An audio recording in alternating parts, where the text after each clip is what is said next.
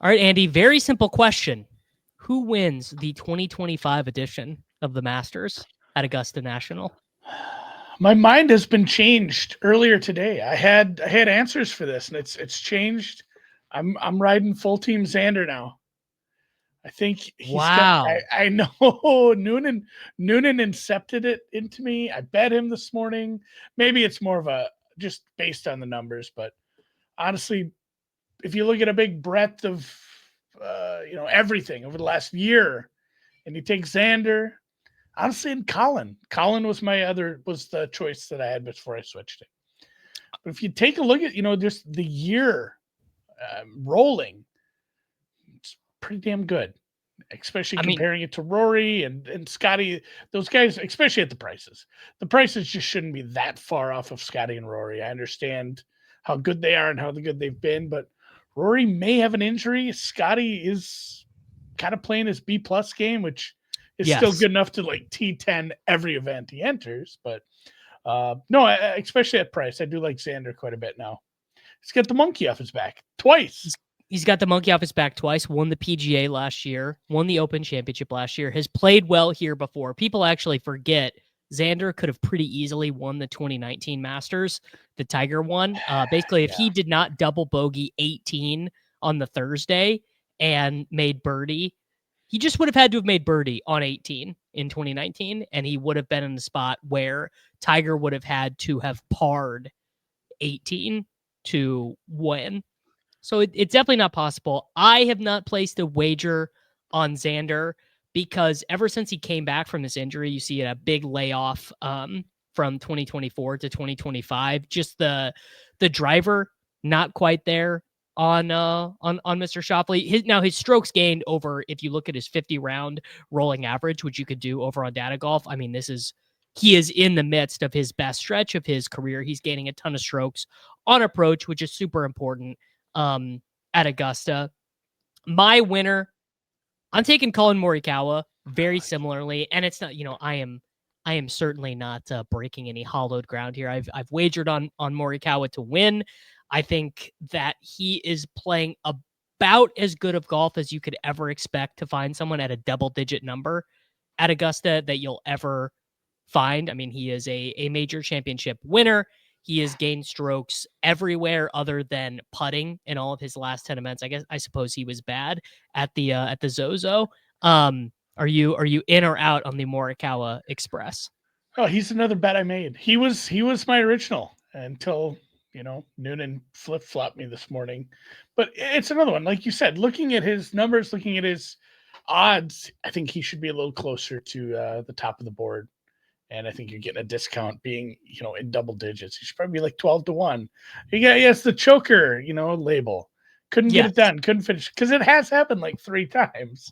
I had him. I think Won the fake majors, the no yeah. crowds there majors. I mean, I'll say this, looking at the odds, I would in a head-to-head matchup, I would bet him against Rom. I would for sure bet him against JT. I would bet him, if I'm talking about getting the commensurate odds, to get to a guy where at the odds, at the set market price that I would bet against him, it'd probably be like Connors or maybe, honestly, maybe your boy Xander. Because I think what you can see looking at the odds is the market clearly expects Xander to be healthy and to be 100% good to go. And like, if you look at the Data Golf stuff, they just don't have him as high because of the health concerns. And then obviously the other thing that I've got to ask you is, what is your financial investment in one Mr. Rory McIlroy? Won the Players Championship, won at Pebble Beach, won on the DP World Tour, basically the second longest guy off the tee. I mean, can you do it to yourself with Rory at Augusta? So I have a long-standing hatred of Rory. I don't care for him as a person, which I bet on him. I try to separate that, but especially at Augusta, it's just like a rolling bit where I cheer against him to get this done here. So not only that I've many years of cheering against this, especially since the split and the schism when he turned into a fun little puppet, but at the price too, I just can't do it. He's been great. He won on some tracks that we didn't expect him to look that good on. He's playing great, but it always comes apart in these majors. I expect him to play well. I expect him to be on the on the first page of the leaderboard on Sunday, but maybe not within reach of contention. Yeah, I mean, look, the classic Rory is good round on Thursday, bad round on Friday, but get through. And then either go crazy low on Saturday or Sunday, one of the two. Whichever. If he's in contention on Saturday, he'll shoot 71, and Scotty will be up 6 on him, or go nuclear on Saturday and then save the 73 for Sunday. That has kind of been, I will say, I am doing the yearly tradition. We just did the Masters Calcutta over on the Swolecast channel, and I purchased Rory for 225 American dollars in a we ended up having about a $3,000 prize pool. So that is my financial investment on Rory. And if he gets second, I suppose that I will have to be happy with that. Now, obviously, a big thing that can happen at the Masters is you want to have a reason to watch on Sunday. And if Scotty Scheffler wins by a touchdown, and neither of us mentioned Scotty as our winner, you're going to want to have something to sweat. So a big thing for me is T5 and T10 wagers. I have the T10 prices up right here. I have a couple guys that I already have locked in, and I've got some T10 parlays. Do you have any particular guys you like in the the each way or the T5 T10 markets for Augusta? Yeah, I gotta get into the each way markets. I had the second and third place guys in I had an outright card of like 4 or 5 guys had second and third last week. Didn't make a dime because I just had a toasty at the another Houston one. Open. That's like what's funding my master stuff right now. So I'm pretty in tune to these markets right now. Yeah, Fleetwood. It's going to be a little bigger than some of these guys, but Tommy Fleetwood's a guy that's he looks good on paper. He models well. He plays well. He should be winning tournaments. Doesn't win tournaments. No, he has won tournaments, not here, but he's another one that he looks good. He should match up with this course well. He's playing just fine. I'm going to bet him top 10 instead. I just can't bet him at, I don't know, he's like 45 to 1 or something along those lines. Not going to waste money in the outright, going to play him in the top 10 markets. It's kind of how I treat these. It's like guys I love, but it's like, I can't, even at a great number, I can't get him to win. No, I mean, and I think that is actually a great way to view him because, again, you just look at the data. I mean, you're talking about Data Golf has him as the number 5 guy in the world. He's official world golf ranking, number 12. And look at his card. He's got a ton of top 5s. It does well in these strong fields. T5 at the BMW, 3rd at the Alfred Dunhill Links Championship that I believe Tyrrell Hatton won that event. Like a lot of these really strong events. T5 at the Genesis, which is always a really strong field. T11 at Bay Hill. He's clearly got the game. He is not huge on the distance, but he gains strokes, driving accuracy, gains a ton on approach, gains a ton around the green. He's like a pretty middling putter. I have a couple guys that I like in this market. One that I'm tossing in a lot of the parlays is Bryson as a T5, T10 guy, because again, I question his mental fortitude. Now, I have bet on Bryson to win this event, but I do question his. We saw it last year on Saturday. The guy completely lost his mind. So I'm tossing him in there.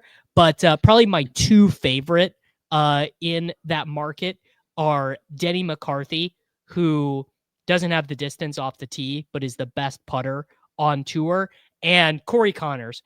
If Corey Connors is able to squeak out a 9th place for me at this event, I will probably have had a very good Masters. He's another guy that the data is a little bit higher on. Gains a ton of strokes off the tee, gains a ton of strokes on approach, loses a ton of strokes putting. And again, another one of those guys. I'm like, can Corey Connors really be a Masters champion? Probably not, but he definitely can crank out a T7. Yeah, no, he has. It's not always horrible putting, but we always joke about Corey Connors because when we make models, we often omit putting because it's not super sticky. It's hard to predict. And if you do that, Corey Connors always shoots right up. It's like, oh, weird. Corey Connors is a top 10 guy this week for us. Like, we're going to have to put a little context on that because we can't just bet him every week. No, you could bet him a lot of. I mean, look, you could bet the dude for a lot of T5s, T10s. I mean, if you just had done that this year, you would have gotten paid. You would have gotten paid in 3 of his most 4 recent tournaments on the T10. And then I think the final thing that we should discuss again, if we're talking about how can we watch this tournament and stay interested if Scotty or Hideki or Rom or someone that we don't. Because that is a terrible Masters experience, is when a guy is winning by 3 on Sunday and it's like the worst outcome for you, and you're like, wow, I look forward to this all year and I'm not watching. So I like to do some of the 72-hole tournament matchups. Do you have any favorites in this market? I haven't gotten around to digging into them too deeply, but I mean, there are some guys that I'm certainly looking at fading up top, like Dustin Johnson. He had like one great round I after some like this people one. talked I on. like this one a lot. I love Sepp Straka over Yeah, Dustin Johnson. At that price a good bit.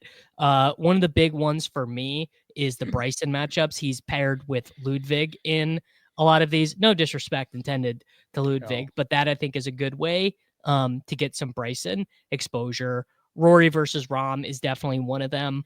What about some of the old guys? I think Sergio in some of these is pretty interesting. But man, yeah, Sepp over DJ looks like an unbelievably good one.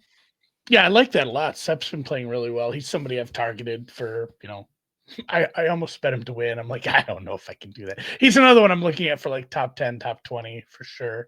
Um, who's the other? Matt Fitzpatrick. He was another one I was fading. He's somebody, Oh, in, bringing a tear to my eye. I love Matt I Fitzpatrick, but know. yes, the world has not been kind to Matt since since winning his major championship. I don't know what happened to him, but it's been brutal. No, his approach game is just garbage right now. He's kind of carrying it with the putter, which is super not sustainable. I don't know if he's able to do it here on these fast, firm, tough greens. God bless him, but he's somebody I'm probably fading in a few spots too, based on where he's priced right now. Yeah. All right, let's do our final thing here. Let's fire up a little pick'em over on Underdog Fantasy, and let's do some T10s. I'll begin. I mean, I am gonna take my boy Bryson at better than 10.5 in this tournament at 1.29x. Who do you want to add into our little game here for How big? the How T10? big are we making this? How big is this getting? Oh, we can make it as big as we want. We can, and I believe for some of these guys, they've got better than, yeah. So for a lot of these guys, they have better than 20.5 as well. So we can really fire, man. This is, this I is was just gonna say between us and the people. they can't all finish top 10, but Correct. I do Correct. think we have to think. I think we have to throw Collin in there. Somebody we both Yeah. love. Yeah. We got to we do. And I would say this is probably my favorite one on the entirety of the Underdog site is Collin Morikawa T10. How do you feel about some of these guys? I mean, I would like to fade some of these guys. I would like to do we could do worse than 20.5 for Brooks or something. Like, is there anyone you really want to fade in here? Oh man, yeah, Brooks. I don't know what to do with Brooks because my numbers aren't great on him, but at the same time, it's tough with some of the live stuff. I Uh, know, I know. Cam Smith too. It's another one, but I talked about it with Noonan. Like Cam Smith, it might be Cameron. That's the worst part is when you start typing in Oh, Cam.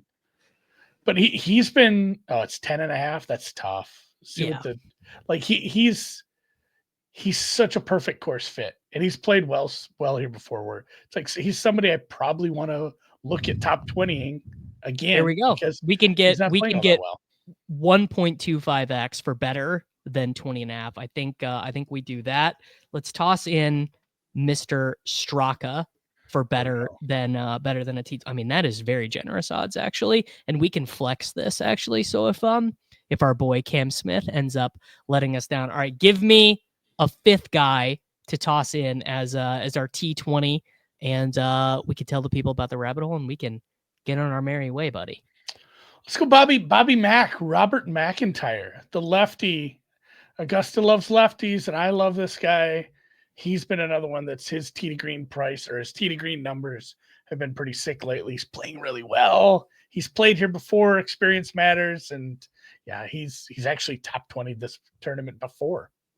All right, this was my boy Skyhook DFS, Skylar Hoke. This was his pick to win. So he has him outright. So there we go. We have a little top of the market pick him over on Underdog. Bryson for a T10, Maury for a T10, Cam Smith for a T20, Sepp for a T20, Bobby Mack for a T20. There we go. All right, buddy. Tell me a little bit about the golf product over on BetSperts, and we can get out of here. Yeah, the BetSperts Golf Rabbit Hole. It is filterable golf data. So if you want to say, I want to look at just approach play only at Augusta on days where the wind was heavy, which is, again, you can get a little wild with that and be like, yeah, buddy, you looked for something that doesn't exist because you put too many filters in. But it's a fun way to start putting some models together. Then you can, save that and say, I want to use that in a model and then put in some other things off the tee on long courses. Augusta being really long, you could put in some around the green on places where it's tough to gain strokes around the green, like Augusta. You put them all in a model, you can save it. The beauty is I've been doing this for a long enough time now where I have some of mine from last year where I can just pull up the model I made last year. It's saved. I say, use this year's field. And it tells me what I think. And then honestly, I had to throw one of them out because it's like Rory 14th. I'm like, well, that one was broken. Well, that one's probably not going to work. We'll have to mix that one up a little bit, but that's a ton of fun, especially since you can download them in CSV form. And then a bunch of us here and some other people, some luminaries, save theirs as expert rankings. So you can go look at their models as well. All right, there we go. Everyone, make sure that you like the video. Make sure you subscribe to the channel. Check out Andy's stuff over at BetSperts, and I will be back with you guys next week.